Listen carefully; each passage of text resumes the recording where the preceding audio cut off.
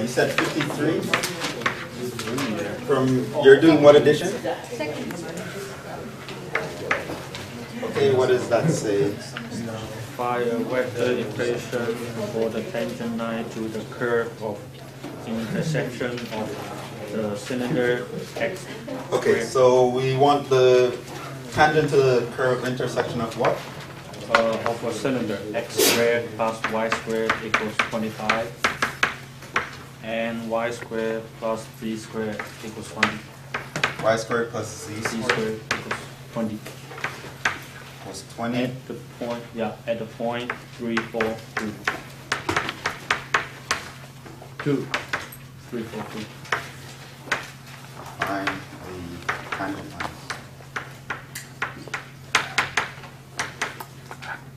The vector equation. Okay, the curve of intersection. Okay, so I suppose the first thing we need to do is find the curve of intersection. Right? How do we find the curve of intersection?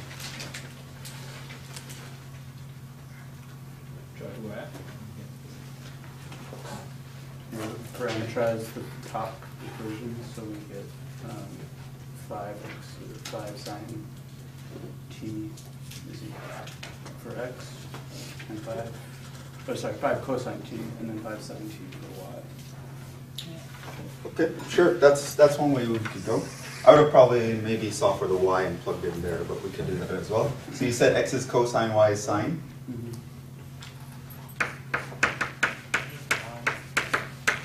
That's 5 cosine.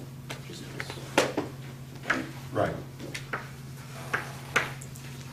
Okay, and then so you said what? And then I solve for z in the second equation. All right, so you plug that in the second one. So this is in one. Let's call this 1 and 2. This means in 2 we have 25 sine squared t plus z squared equals 20. So z squared equals 20 minus 25 sine squared t. And how did you deal with that? I took the square root the other side. But won't you need like a plus and minus? Yeah, I was confused about that. Is the solution with the positive radical worked out with the answer to both? Because the point is I mean, sure, you could look here and realize the point is positive and you can do that. I don't particularly like that way. Can you do your way? You can do this.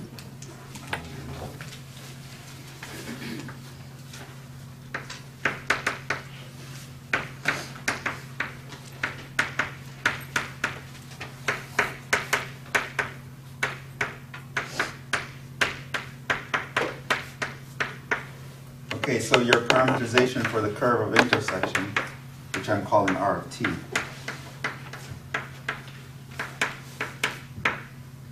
is going to be x is 5 cosine t, y is 5 sine t, and your z is the radical of 20 minus 25 sine squared.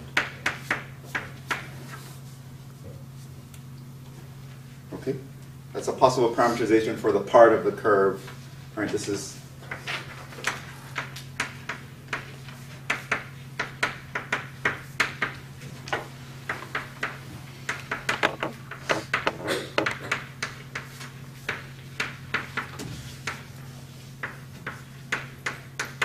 so the question wasn't to actually parameterize the curve, it was just to find the tangent line, so sure, we can get away with this here. Right? But if this was a part of the question to find the curve, this wouldn't be good enough. I would have probably solved for the y squared here and plugged into there and get the equation in x and z.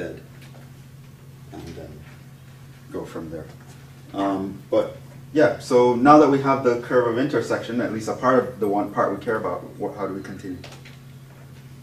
Well, we need to take the derivative of part t. Which would be?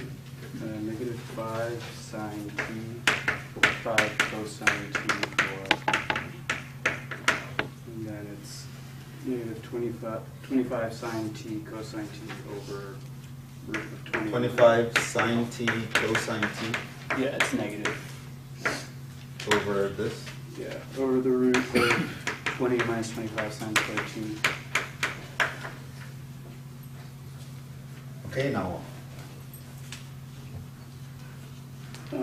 You know that sine t has to equal 4/5 from the original equation. okay, so this is your x, y, and this is your x, y, and z coordinate. You need the x to be equal to 3, That's right. the y to be equal to 4, the z to be equal to 2, right? So we want 5 cosine t to be equal to 3, 5 sine t equals to 4.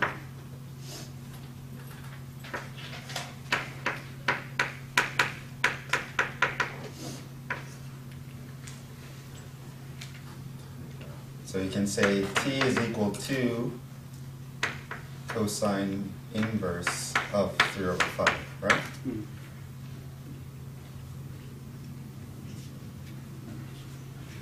Okay. So now, what's sine t in that case? 4/5.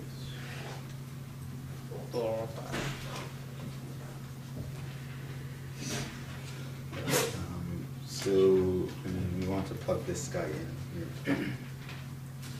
Oh, well, they're sort of the same. We can just plug in the numbers. Yeah. Just off for cosine, you get 3 over 5 sine 4 over 5 from the 3, 4, 5 triangle. Right, okay, and so then our slope will be given by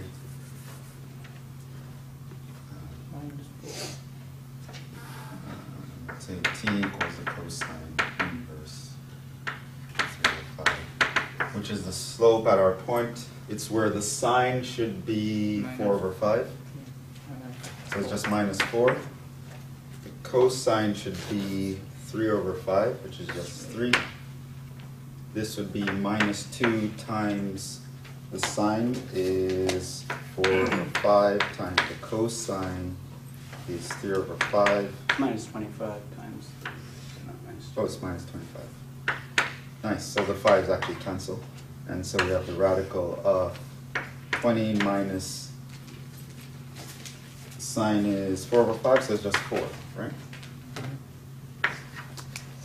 So that doesn't, it looked really scary, but it worked out nicely in the end. So that's just 12, minus 12 over the radical of 16, which is Minus 6. 4. 4. What? 3. It's 3. Because it's minus 12 divided by 4. So that's our slope. And so the tangent line is what? Shouldn't be 20 by 16.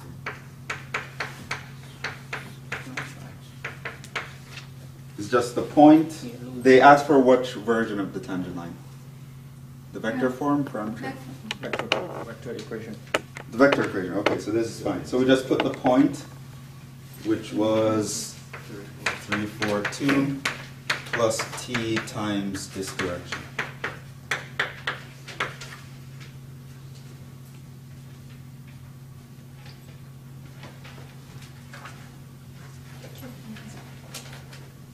Yeah, I think it should be negative 6 for the. Yeah. Where was it? Come again? 20 by Oh, 16. I lose it.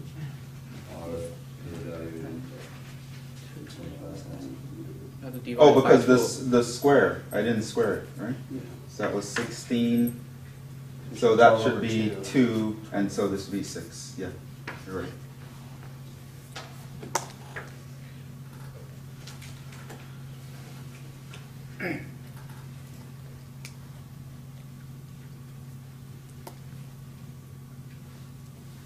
It was a very mean problem. I mean, it looked really scary setting it up, and then it just works out nicely. It's sort of weird. Okay, all right, other questions? Was it? I had trouble just drawing one of them. visualizing it. Right, so it seems like that was an issue with several people who were asking me at the Turing Center. So some general principles, I guess, to sketching vector curves. Just mention those.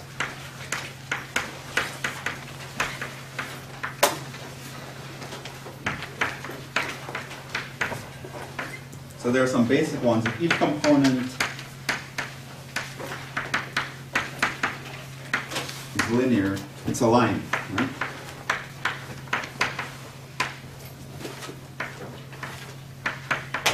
Write it in one of the standard forms.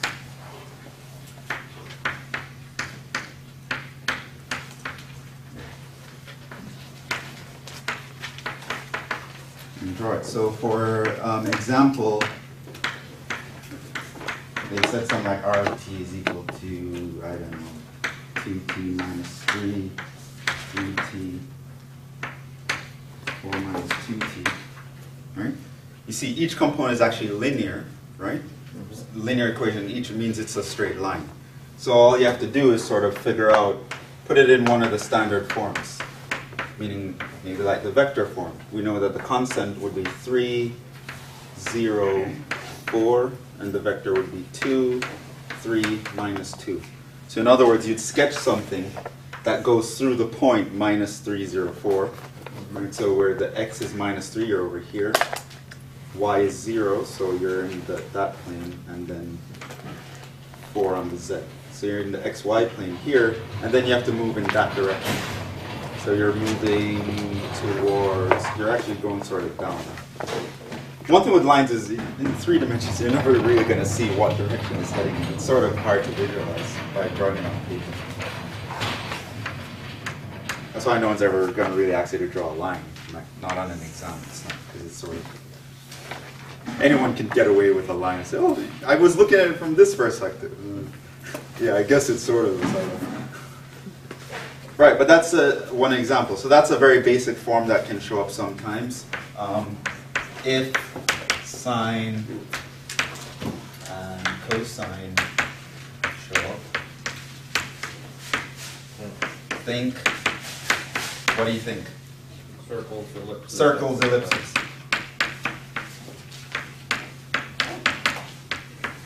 How do you know when it's a circle, when it's an ellipse? If the coefficients of the sine bit and the cosine bit are equal. Right. If the coefficients of sine, of course the arguments, we're assuming the arguments are the same. No, but I mean, what if, like, say, one of them is like sine 2x and the other is cosine? Oh, well, you can't combine them to a circle. Right. Coefficient of sine and cosine are the same. You would end up with circles. If they're different, you'd end up with an ellipse. So an example here would be something like, I saw a couple examples, maybe 2 cosine t, t, cosine t. And you have the same arguments.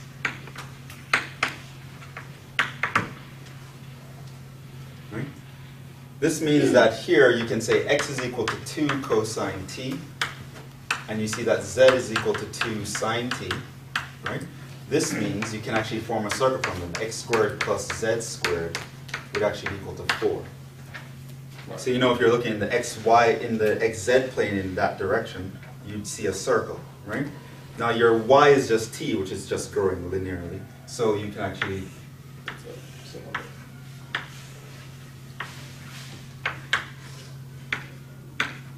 so this guy's just a circle that's going around counterclockwise if you look at the x as the horizontal axis. And then, which means if you're standing here on the y and you're looking in that direction, you're seeing circles, right?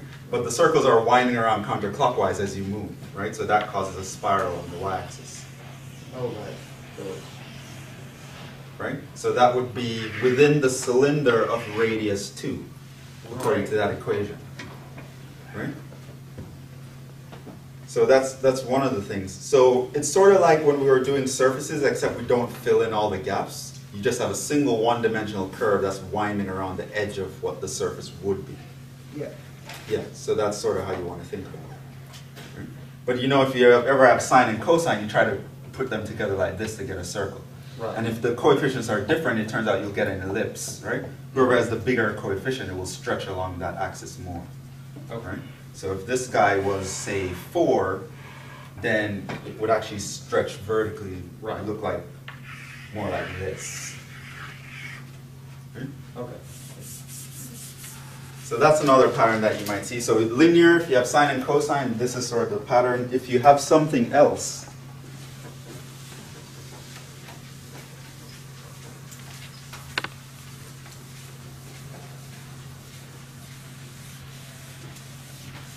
and as you can see, the overall piece of advice here is to try to get to something familiar, right?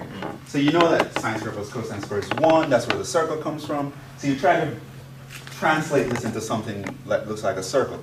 They're all linear, so you translate it into a line. Make it look familiar. That's sort of the same thing you would do if you have something other than one of those two cases. So something like,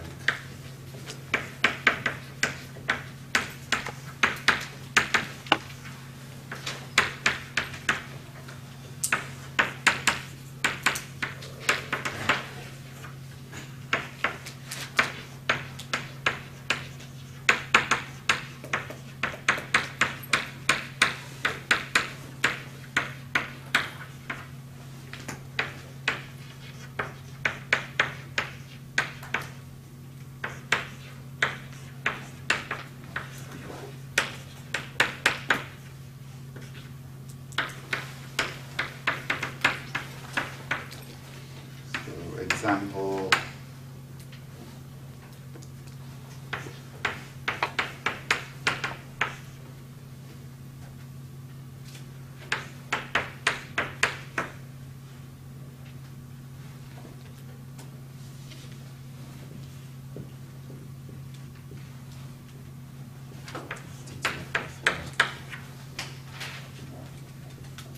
Okay, that's it's similar to one homer problem. I don't think that was similar exactly to number 11, the one that I really had trouble with. right. So in that case, right, it's not a straight line, and there are no sines and cosines. So how do you sort of do those? Well, you sort of look at it by component-wise. Here you'd realize that x is t, y is t squared, and z is t to the 4th, right? And now what you want to do is you want to try to eliminate the parameter, right? Meaning you try to write them as equations with only x and y, or only x and z, or only y and z, right? For example, from here you would notice that y is actually x squared, Yeah. right? This is the square of that. You'd also notice that z is actually y squared, which is also equal to x to the 4th, and etc., right? Now these curves actually look familiar, and these are the curves you're going to see if you're looking in the xy plane, or the yz plane, or the xz plane, right? Okay. So it's sort of like you'll have a coil that's bent in space in such a weird way that when you're looking from it from one view, you see this shape, but if you're looking from the other view, you see another shape. Okay, I mean, So,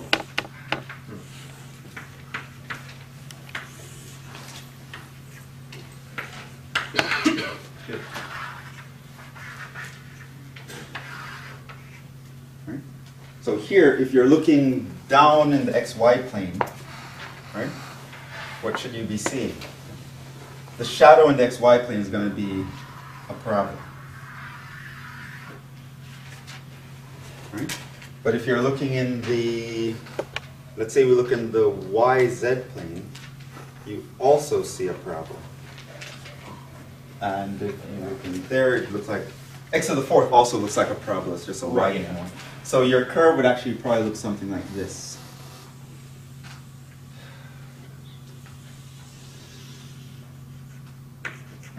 okay. So you can see that if you're looking down, what are you going to see? If you shine a light down, right, the shadow of this is going to be along that, right? Whereas if you're looking from the side, it's shaped like this, right? Because you know it has to look like that.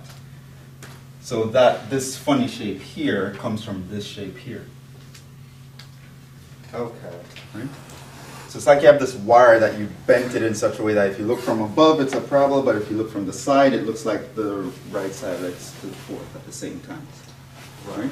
So you sort of eliminate the parameters and try to draw a curve that has all these views from the different perspectives. Right? Okay. And yeah, in general, drawing vector curves are a lot more difficult than drawing surfaces.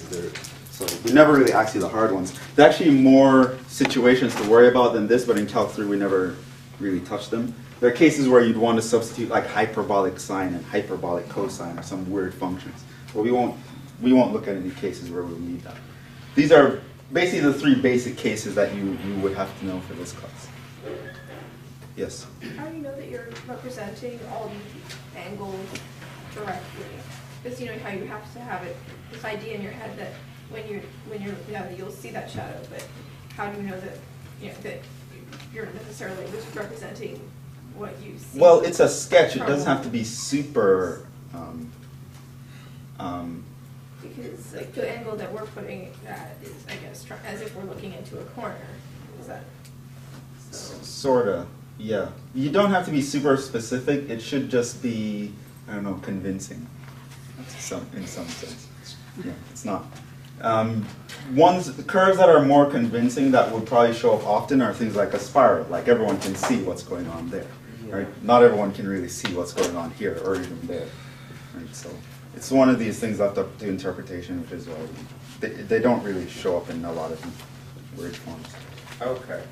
Yeah, I don't understand how it bends this way. Like I see how it's like a parabola that comes like out, but I don't see how it like bends up also. Like can you just explain that maybe again? Let's see.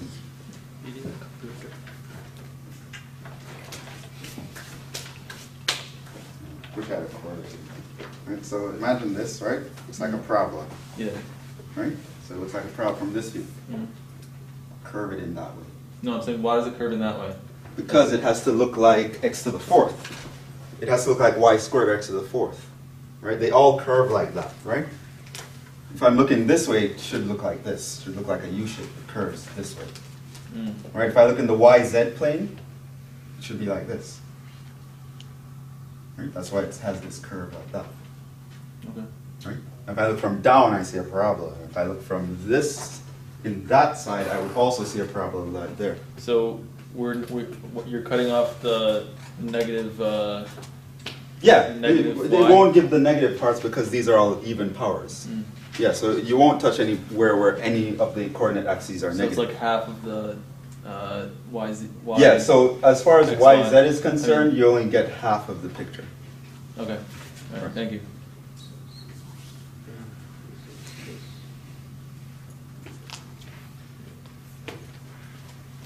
Which, if your y is, yeah, so the y you only get the positive side of the y. Right, so you see in the case of x is just t, which can take on negative values, right? That's why you can have a curve over here, right? So the x can be on both sides of the positive and negative side. The y only has the positive side, right? There can be nothing over here because it's always squared. The z is also only the positive. There can be nothing below the xy plane because it's to the fourth. Right. So that's another thing. Sometimes you have to watch how the functions behave and know what sign should be represented. Yeah. But from these, you're not going to really get a lot to draw non-obvious things. You probably get things like a coil, or maybe even a coil that goes around a cone. You know, like it starts like a small coil and then gets bigger as you go along. Yeah, we had that in the homework. Was that in homework? Mm-hmm. Yeah. So you could get something like that, right? Where things that are more obvious to look at. I wouldn't worry about oddities like that. You know. What you do have to know is things like how to differentiate this, how to integrate it, how to take a limit, how to get a tangent line, right? How to draw obvious things like that, right? Things like those are really the important points that we're going to hit, because this stuff is like, look at MATLAB, right? No one's going to draw that. Yeah. My Yeah. It's question 51. And it's finding parametric equations for the tangent lines of the curve with the given parametric equation that is specified, right? Okay. Yeah, that's a very good kind of question to ask. So you're in the second edition? First. First edition, number 51. I'm sorry, what was the question? First edition, number 51. To find a tangent line. So what was the curve? So the x parameterization is x equals e to the negative t times cosine t. Y equals e to the negative t times sin t. Oh, C equals e to the negative t. And the point is 1, 0, 1. 1, 0, 1. and you want the tangent line. The parametric equations for the tangent lines of the curve at the given point. At 1, 0, 1 to the curve. Okay, so let's start by writing this curve in terms of our vector function. Right, because I don't know if I actually wrote down the formula directly, but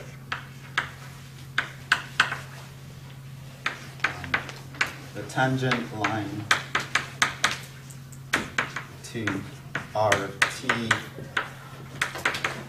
I know some people might like the formula, so I'll just tell you the formula. RT at the point where t equals t0 is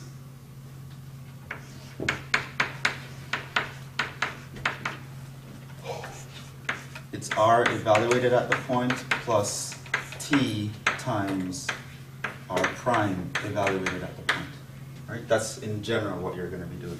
So if you can represent the curve as a vector function, you just plug in the point to get the point, and then find its derivative and plug in the point to get the direction. Right? That's in general how we find a tangent. Right? It's just like back in calc2. The slope is given by the derivative for the tangent line. And so that's what we're going to want to do here. So we actually know what the curve is. Here we have that r of t is equal to this guy, e to the minus t cosine.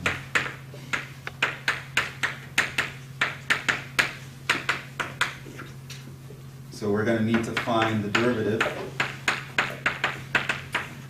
which is what? Negative t. Negative e E to the negative t times negative sine t. And then minus e Minus to the negative 2. okay, and this one?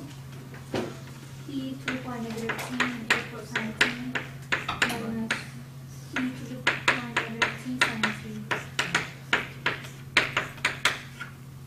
Okay, so that's our derivative, right? So we have this, the general functions for this and that. Now the question is, what's our t0? It's, yes, you're right. They gave us this point. Oh, How do I know what t is? So we see with the first Zero. Yeah, you sort of set Oh, the, right. right. Remember, this is x, y, z coordinates, right? Yeah. So they're saying you want the x to be 1, you want the y to be 0, you want the z to be 1, right? so you just plug it in any of those. To get 1, 0, 1, we need e to the minus t cosine t must be equal to 1, e to the minus t sine t must be equal to 0, and e to the minus t must be equal to 1. Now you just want to find a t value that solves all those equations at the same time, Right. which is 0. 0, right? So the first two equations look complicated. I'd probably look at this one first, right? It's clear here that t has to be 0. E to the 0 gives me 1. And then you just check that it works everywhere else, right? Right? So if you plug in, if t equals 0, yeah, that would also work. And if t equals 0 here, e to the 0 is 1, cosine 0 is 1, 1 times 1 is 1. So t equals 0 also works. So here our t0 is 0. And so the tangent line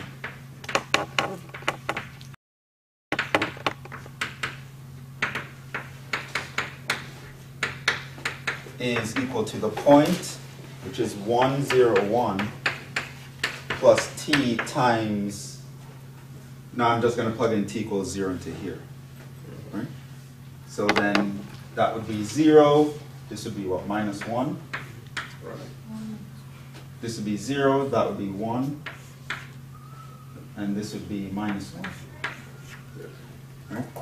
I plug t equals 0 into.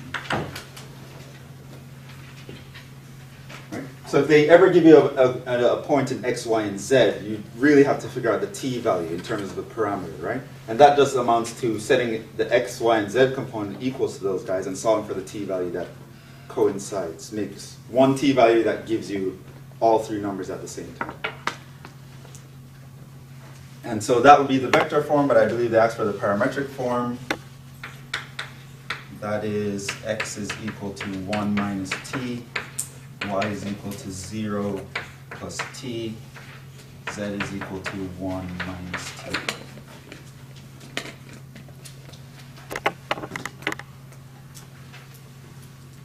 But that's a good question. That's definitely a possible test question or final question. It's a very standard type question to ask. Yeah. There would be a scenario where it doesn't check out to the points, like where you have where t0 is not all the same for everything, or is that not possible? If that happens, then it's a poorly posed question. It would mean that the point isn't actually on the curve. Oh, okay, So it's that like, wouldn't happen. right, but what could happen though is that there might be several t values that works for some of the guys, but you have to find the one that works for all the guys. That would be possible. Right? So it's possible that, if some of these are quadratics, you get two solutions for t, but only one of them will work. Things like that, Okay. situations like that. But there has to be a t value that works in everyone, or else it would mean that the point isn't actually on your curve. So what are you drawing a tangent line to? Yeah. Question 57. First edition or second edition? Second. Okay. The curves R1t equals t squared t cubed, R2t T squared t cubed. Yeah. R2t equals sine sine 2t, And t. and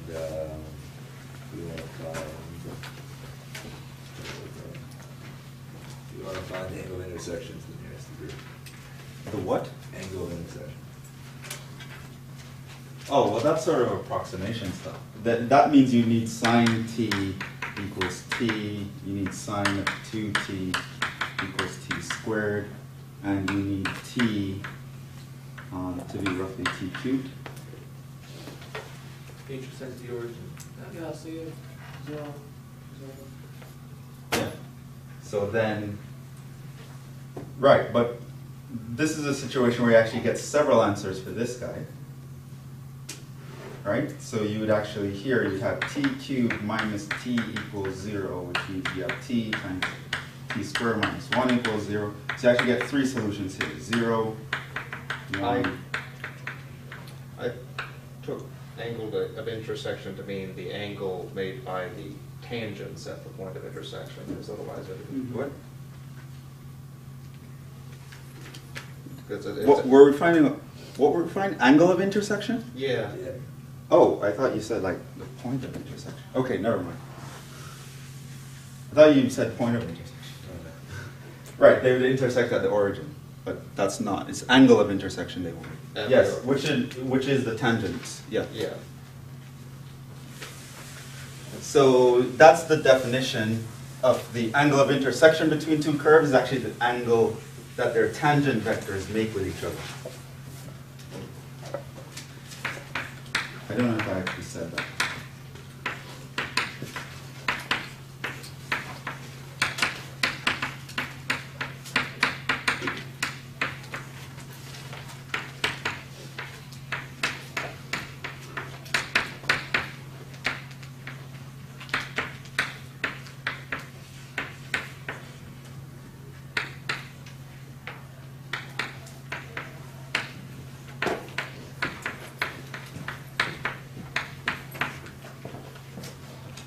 we're still actually going to need the point of intersection. And here, the point of intersection is t equals 0, right? Since we need sine t equals t, sine 2t equals t squared, and t equals t cubed. 0 is the only thing that solves all of them, right? So now what we have to do is we have to find the tangent vectors at that point, and then find the angle between those tangent vectors. Right. Right? So the tangent vector, not the unit tangent vector, but I mean, it should be zero to tangent vector to the first guy is going to, let me just write it like, just find the derivative, 1, 2t, 3t squared. All right, so at t equals 0, r1 prime would be 1, 0, 0. Tangent vector to the second guy is cosine 1 at t equals 0, r2 prime would be 1, 2, 1. So we want the angle.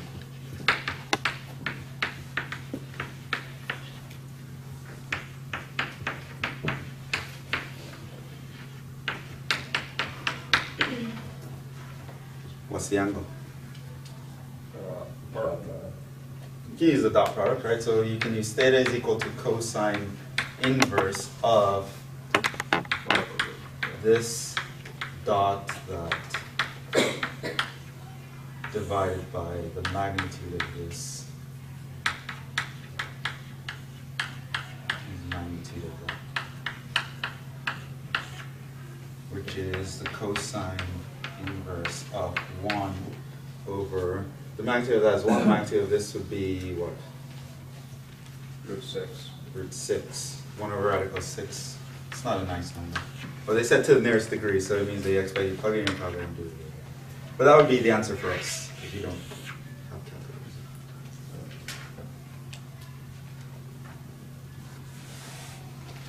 So you find the point of intersection by setting each component equal, and then you find tangent vectors at that point, and you look at the angle between the tangent vectors. Because that's how you define it. So one curve is doing this, another curve is doing that. Tangent to this one is this, the tangent to this one might be something else. You want the angle between these guys to find the angle between the curves. You can get that, right? It's not a good picture anyway. You could be crossing. They don't have to be like just touching each other, right? They could be crossing. Yeah, they could be crossing as well.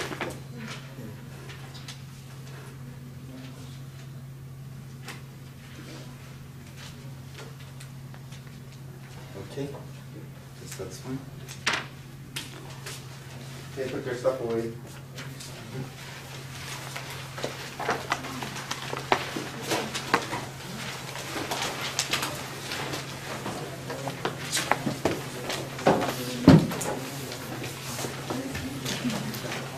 And pass up the homeworks. And pull out scrap paper. Yeah, you'll need scrap paper.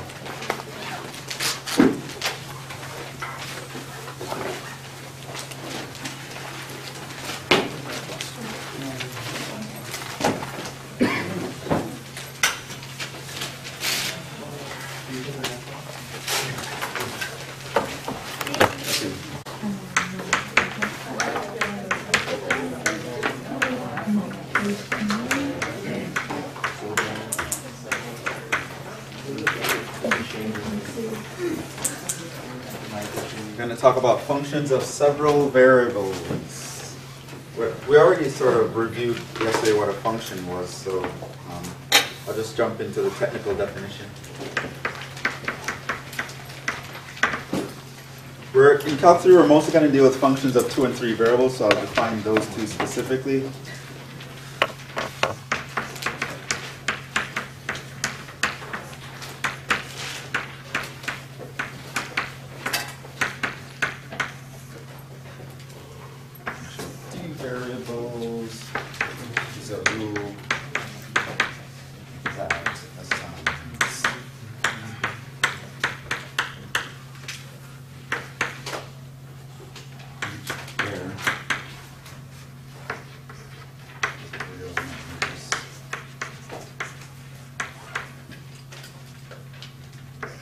talk about real functions.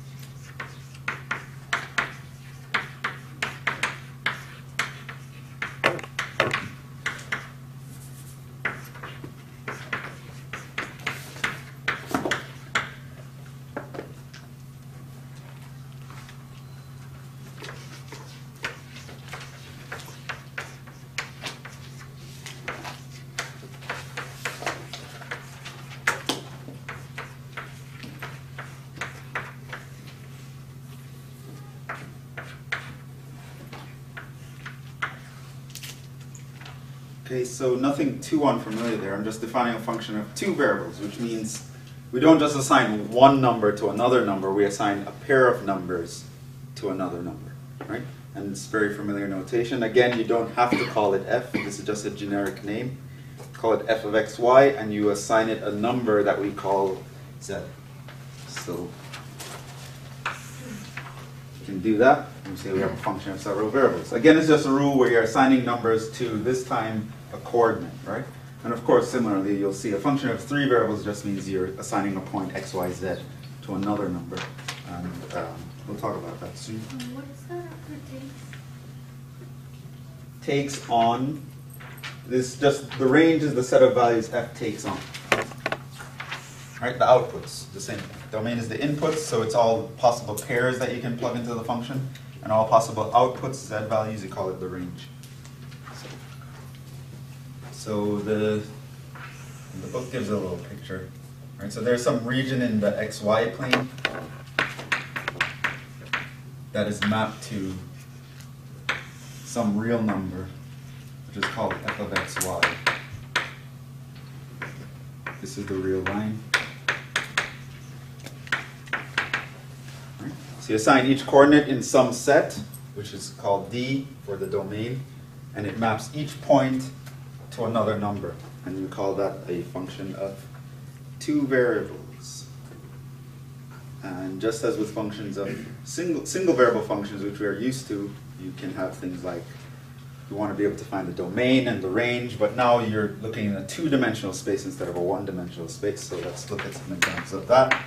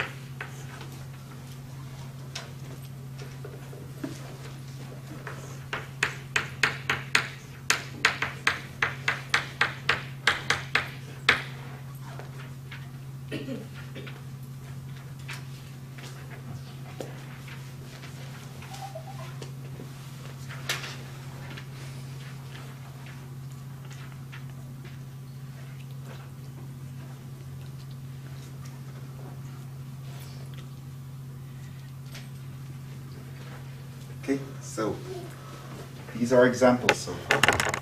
So function again is just a rule to assign numbers to another number, but now we're assigning pairs, right? So we take two numbers and then we get a third number.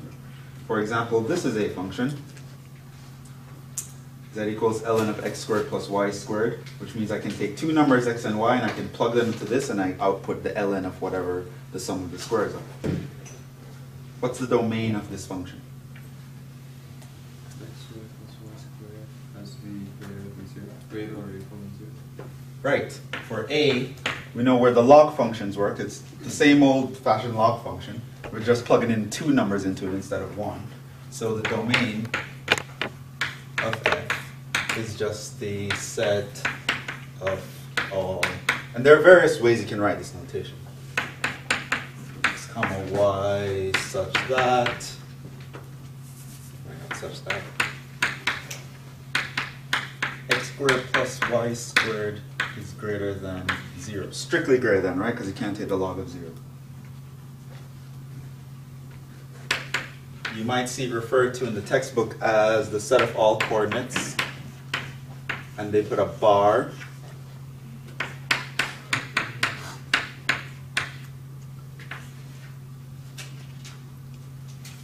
The bar means such that, right? Yes, the bar means such that. You might also see the notation, a colon.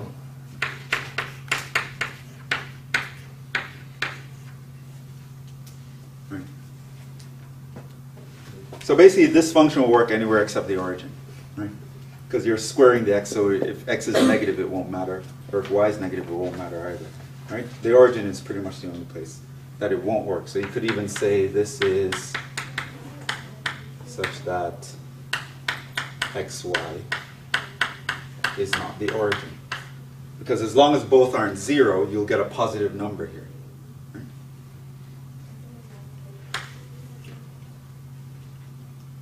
So like, one goes more right than the other? No, they're all the same thing. Different ways to say the same thing.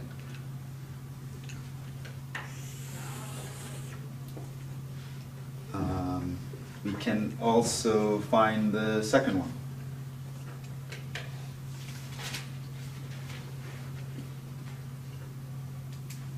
What's the domain of the second one? So y can't equal 2, obviously. Right, so here the domain f can call it to be the set of all coordinates such that something doesn't happen. Well, for 1, y cannot be equal to 2. Right, so anywhere along the entire plane, remember we're anywhere along the y-axis we cannot be the point 2, which in 3 space is going to be everywhere on the plane. And what else? X plus y squared cannot be less than, cannot be equal to less than X plus y squared 2. minus 2 has to be greater than or equal to 0.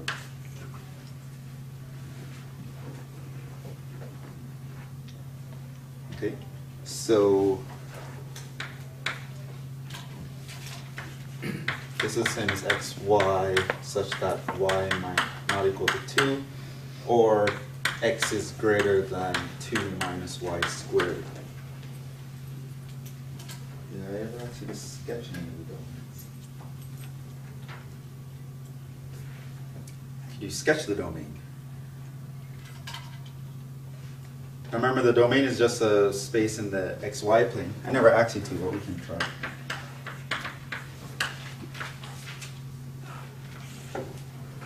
What would it look like?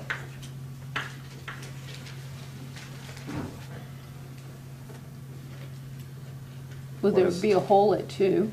There's going to be a hole at 2, but in general, what does 2 minus y squared look like? Well, it's a horizontal. It's a parabola that goes that Opens way. to the right or to the left? Left. And where is its vertex? 2 On the x or the y? on the x-axis. So it looks like that. Right? That's the 2. Right? So that's what that part looks like.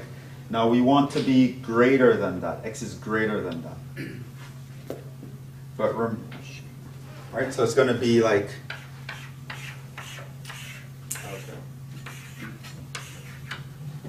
And on top of that, your y cannot be 2. So everywhere along the line y equals 2, Is a hole? this is going to be y equals 2. Good dotted line. Huh? Dotted line. Yeah, just a dotted line. So I was looking where it intersects that. Your x was 0, y would be radically 2. So it's actually above this. Right, so there's like a broken line here going through y equals 2 where we can't actually touch anything on that line. Okay. So in the xy plane, every point I can plug in except points that are over here or along this line.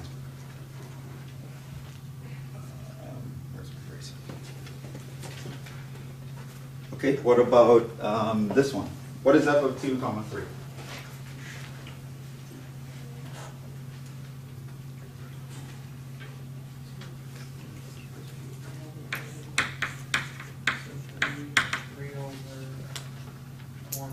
Yeah, it's just as you think, very intuitive. You plug in 2 for all the x's and 3 for all the y's. So you would have 2 plus 3 squared minus 2, and you would have 3 minus 2. Okay, so that would just be, the 2's cancel, that's square root of 3, that's just 3. Okay, so that's another thing. You plug in a pair of numbers at a time. What's the domain and range of this guy?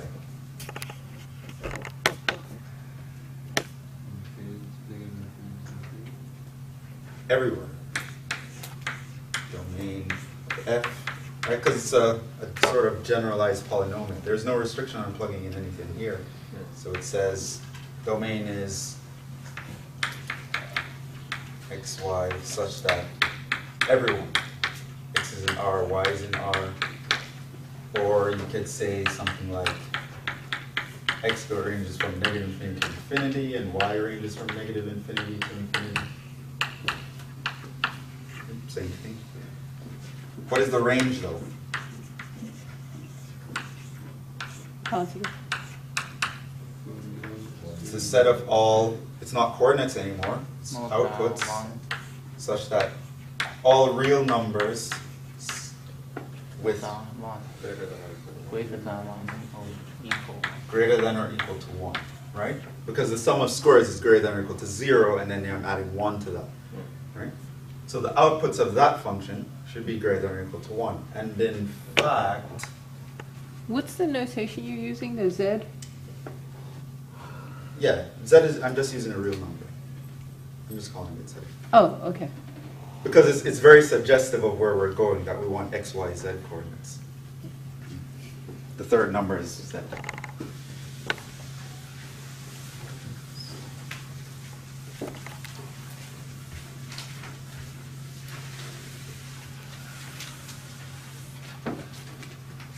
I'd asked you to sketch something else, but you could sketch that. And we'll talk about it in a bit first.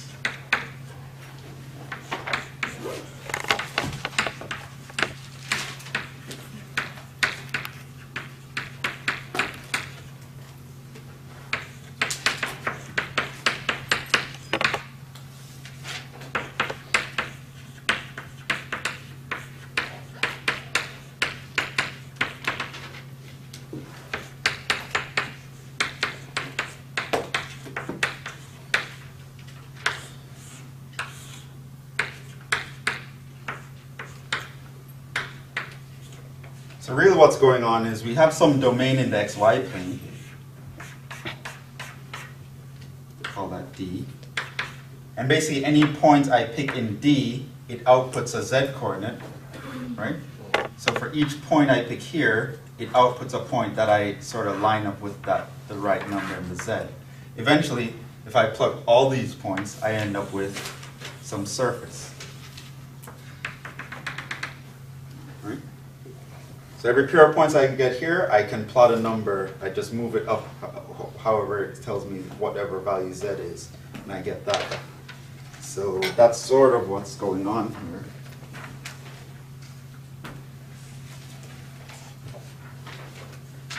So now what we're going to do is we can actually sketch things, and it's going to be very similar to sketching surfaces, so it's not going to be a big leap.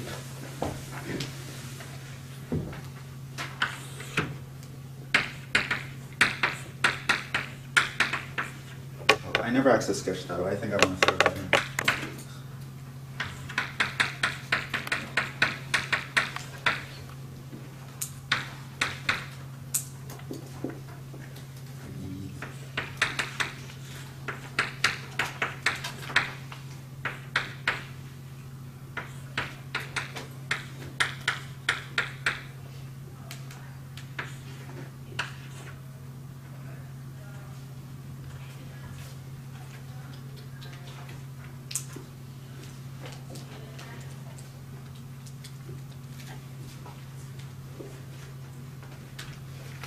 So how do you think those graphs will look?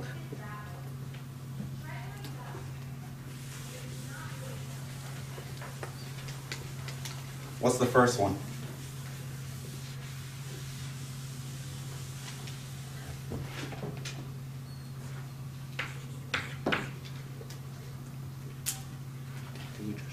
It, Paraboloid?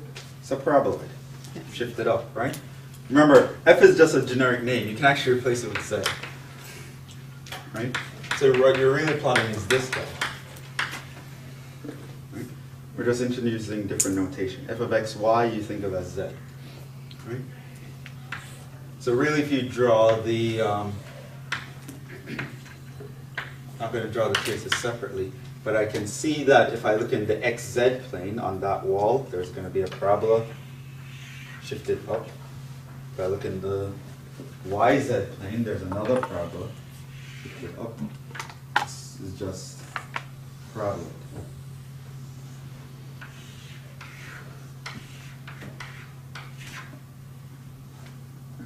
And this will keep widening, going on forever. You'll notice that the entire XY plane can be mapped. No matter where you go, you can actually map up and hit a point on this thing.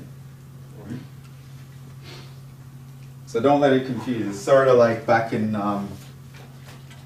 elementary calculus where we had, we're still in elementary calculus. If you someone write this or this, you understood it to be the same thing, right? We're just introducing different notation here for the stuff we've always been doing. But there are cases where the notation comes in handy. That's why they're introducing it. So. What about B? What would B look like? that would be a curve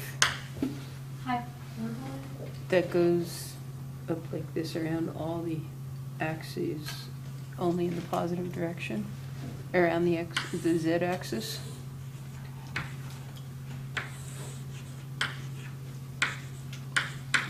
How does it look? It's a cone. A cone. Right? So it's actually straight lines.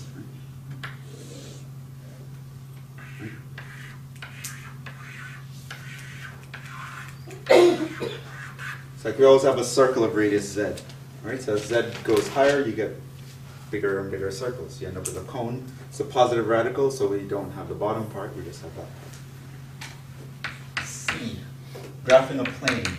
So I have 6 minus 2x minus x.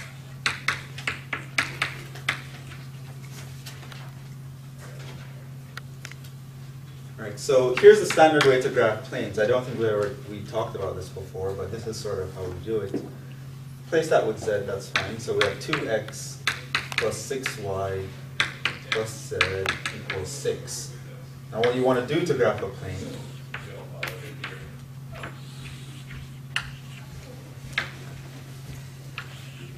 is you plot the points on each axis and connect the dots.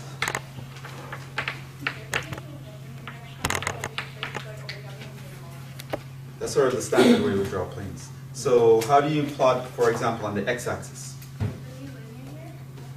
How How do we get to the x-axis? Y is equal Y and z equals 0. So if you imagine these guys are 0, what is your x value? 3. So here you plot a 3.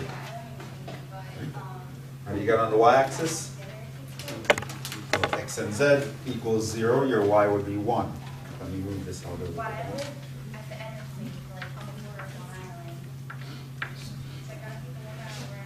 Then on the z-axis, these two are 0, and your z is actually 6. Then you sort of connect the dots. Right? So this plane actually cuts through the first octant like that. You can sort of see how it's going. A very important kind of drawing, you'll notice it forms a tetrahedron, and they'll often talk about the tetrahedron formed by the coordinate planes and the plane block, right? And you'd actually draw a picture like this to figure out what's going on. Does that continue on into the negative surfaces? Oh, yes, yeah, it's spread. It's a plane, so it spreads out forever in all directions. We're only drawing the part that's cutting through the first octant, but it spreads forever in the negative quadrants as well, octants as well. We're okay so far? Not so bad? Okay. Now let's talk about level curves, which I actually put on the quiz.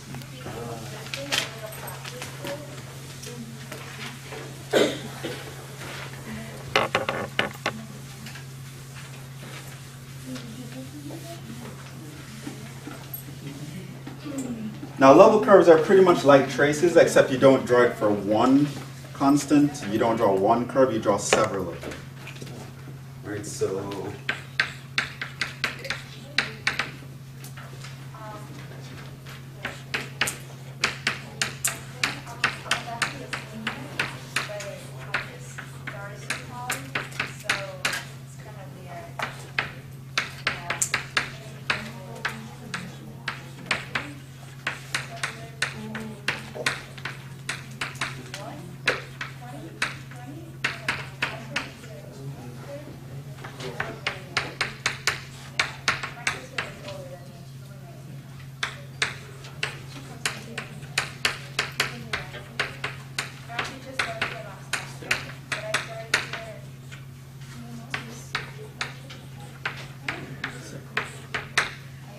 So the idea would be something like the following.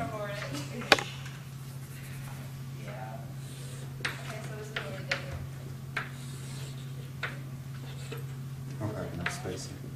So say you plotted some surface and it looks like the two mountain ranges. Right? So what you want is f of xy equals a constant, which really means z equals a constant, right? So you're taking z equal to constants and you're slicing into this object. And every time you make a slice, you project the curve down, right? So we're slicing into this guy.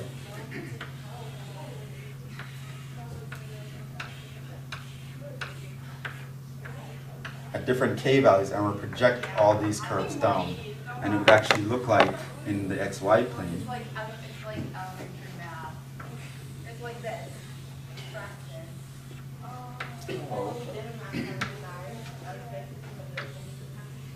So it's like basically it's like contour map. It's basically what it is, right? Level curve is a mathematician's way of saying a contour map. Right? Okay. Well, a contour map, if it's a function of two variables. If it's a function of three or more variables, then things get sort of strange. So actually level curves for functions of two variables are simply one-dimensional curves in the xy plane. If you actually up the ante and go to functions of three variables, then your level curves, those guys, the curves that you project down, ends up being two-dimensional surface in 3D. Right? So it's sort of weird. Right? So a projection from the fourth dimension looks like a two-dimensional surface. Just like our projection from 2 dimensions look like one-dimensional curves. And I believe I asked a similar problem to this on the quiz. Sketch the level curves of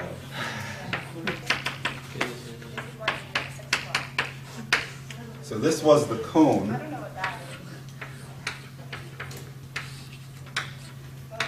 So you might remember how this is drawn, like that. Going up forever. Now if you were to slice the cone and then do all the projections, what would you get? Concentric circles. Concentric circles. So if I ask you to draw the level curves, you would actually draw the XY plane and then draw concentric circles.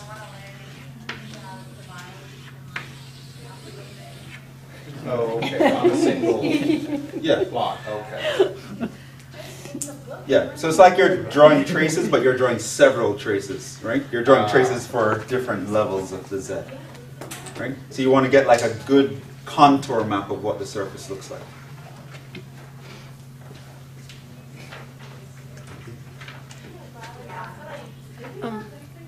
Yeah. Here.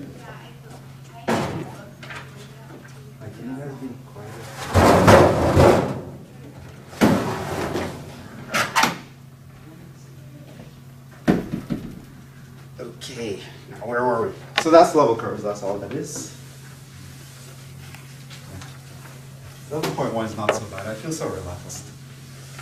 It's not like, oh, where's the vector pointing? Oh my god, what's this curve doing? Oh my god! I don't understand.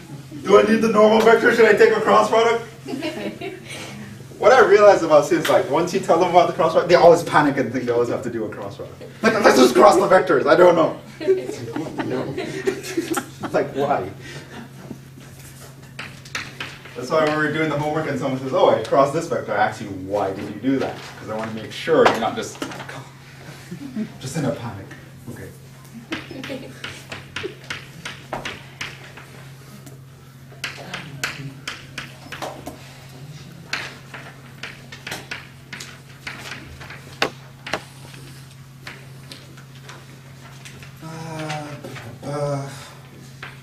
Definition.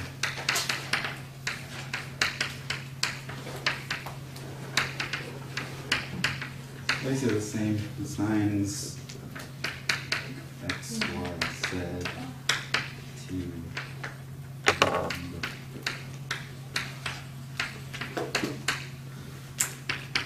making short notation, something like F of X, Y, Z. And again, F is generic, you can call it P of X, Y, Z, G of X, Y, Z, T of X, Y, Z, right? So this is, you take a point in three-dimensional space and you give it another number, and that number is of course going to be in four-dimensional space, right? So that's sort of weird, but yeah, we can't really draw four-dimensional things, which is why the idea of level curves is also important. You can sort of have some idea of what's going on in 4 dimensions by looking at what's going on in 3 dimensions, right? So that's the idea. If someone gives you a level curve, and then like a contour map, they can tell you what height each curve is at, right? Then you can sort of visualize what that thing is without even drawing it, sort of, right? That's the idea, right? So if someone says, oh, you know, this region is higher than that region is higher than that region is higher than that region, you know, oh, it's a mountain range here, right? And the peak is going to be somewhere there. Oh, okay. Right? So it's sort of the same way. To have an idea of what's going on in the 4th dimension, we can plot level curves and sort of, well, if I was in the 4th dimension, this is sort of what's happening. It's sort of an equivalent of a mountain peak or something, but I can't really imagine. Right? But you can sort of have some notion of what's going on. Right? So that's why level curves are really important. Domain, range, etc., all similar.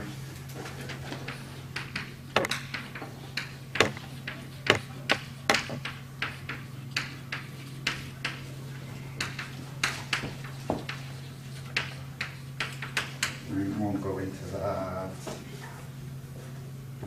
How about this one though?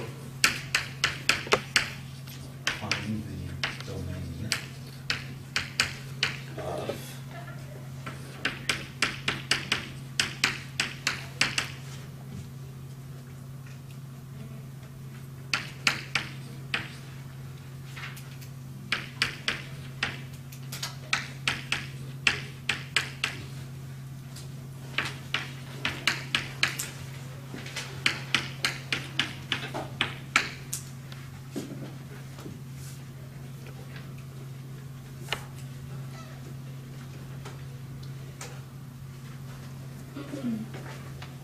about the domain of that one?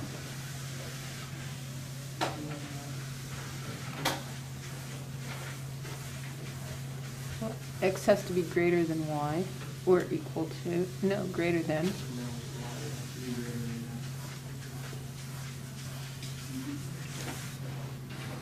If you're doing ln y minus x, that means x has to be greater than y. Z can't be 0. Y has to be greater than X.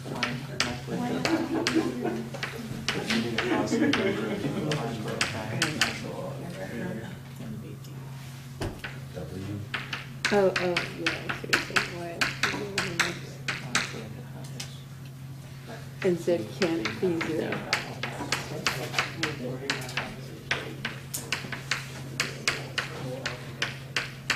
E to the x, y, that can be all the numbers. 1, 2, 3, 4, 5 different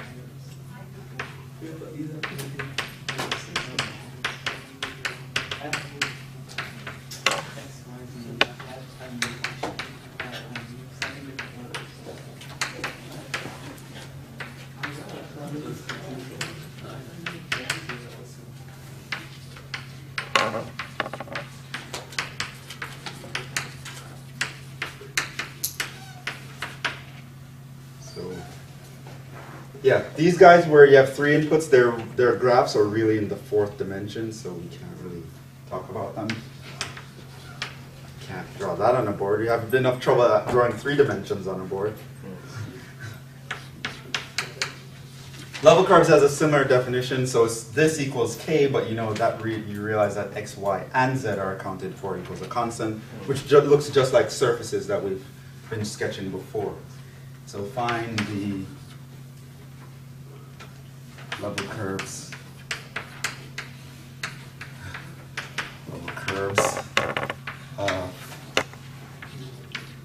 These are the last 2 examples, and then we'll actually finish the chapter.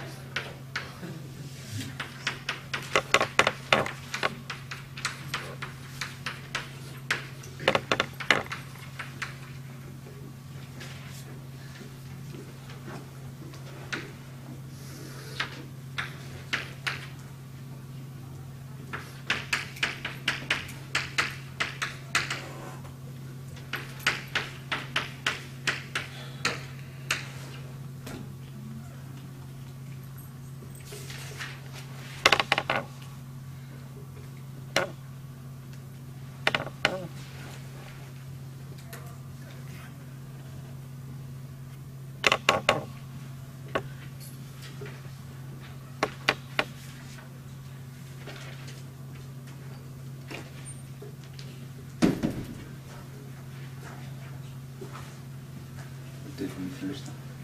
Okay.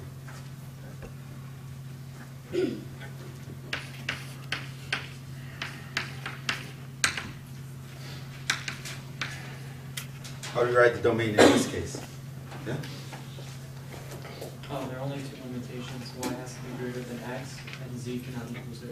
Okay, so how do I express that? So you can write parenthesis x, y, z, Yeah, I want a set of all 3-dimensional coordinates such that such that y is greater than x, and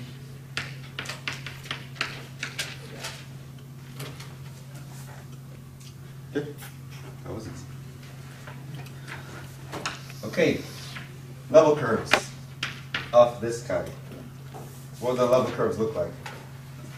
Basically, we're drawing a constant equals x squared plus y squared minus z squared.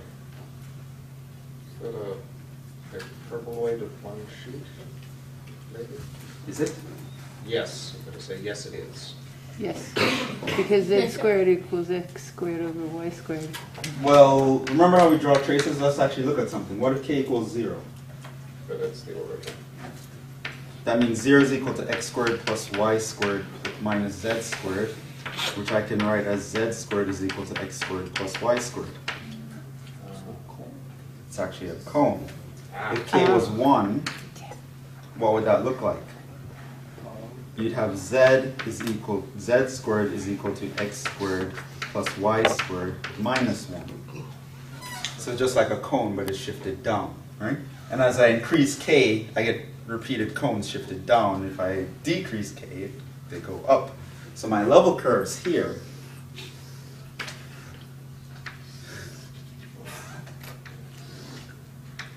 are like cones inside of cones.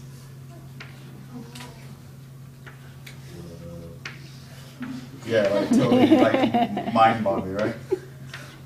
Okay. Right, so curves from the fourth dimension look like that. Conical roughly sides, okay.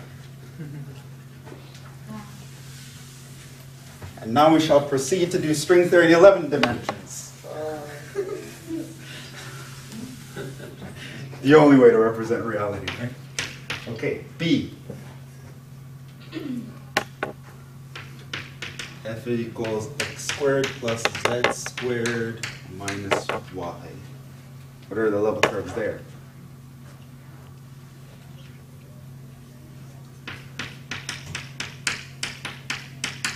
Would that be an inverted, both of those?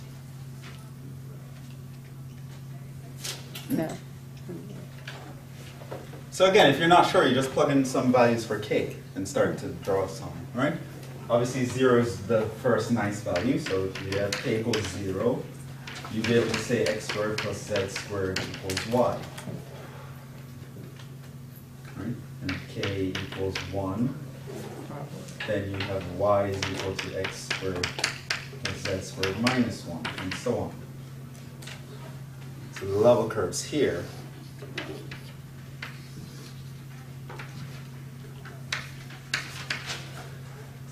looks like paraboloids opening along the y. So they're going to do like for each k you get a different shell.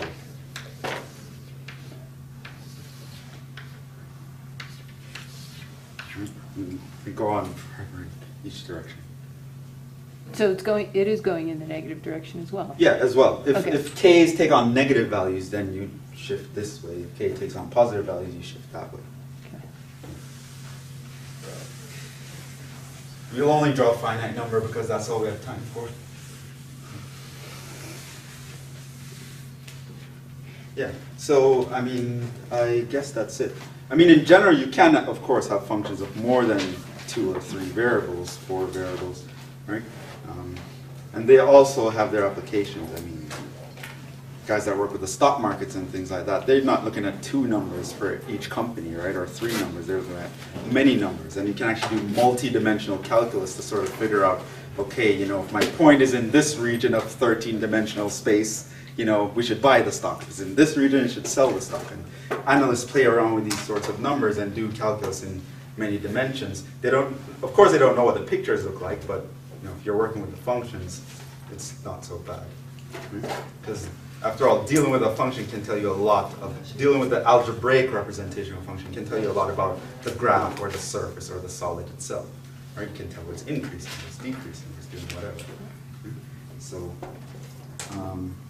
we'll end there. So homework for 11.1 and MATLAB homework is due on Monday, and the test is on Tuesday on chapter 10. That's it.